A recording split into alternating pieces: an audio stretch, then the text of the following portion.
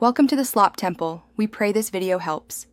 You start by confirming the game files and Vanguard driver are intact because corruption causes Van81. Run the Riot Client's repair tool, then restart the VGC service. Open services, stop and start Riot Vanguard.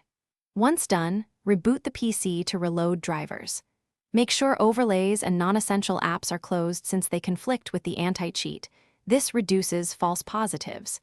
If you have recent Windows updates, postpone them until after testing to avoid driver mismatch. Next, focus on drivers and permissions because Vanguard operates at kernel level and needs proper privileges. Update GPU and motherboard chipset drivers to the latest WHQL releases, then right-click Riot Client and set Run as administrator. Disable driver signature enforcement only as a temporary test if Vanguard fails to load. Enable it again after. Also inspect Windows security policies and ensure Vanguard isn't blocked by controlled folder access or group policy. These steps resolve most permission and driver mismatches, causing Van81.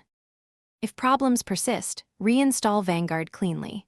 Uninstall it from programs, reboot, then launch Valorant to force a fresh Vanguard install.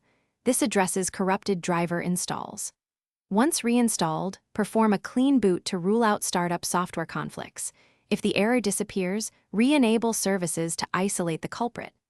If you still get Van81, collect Vanguard and Riot client logs and submit them to support. One key troubleshooting tip: temporarily test on a different user account or machine.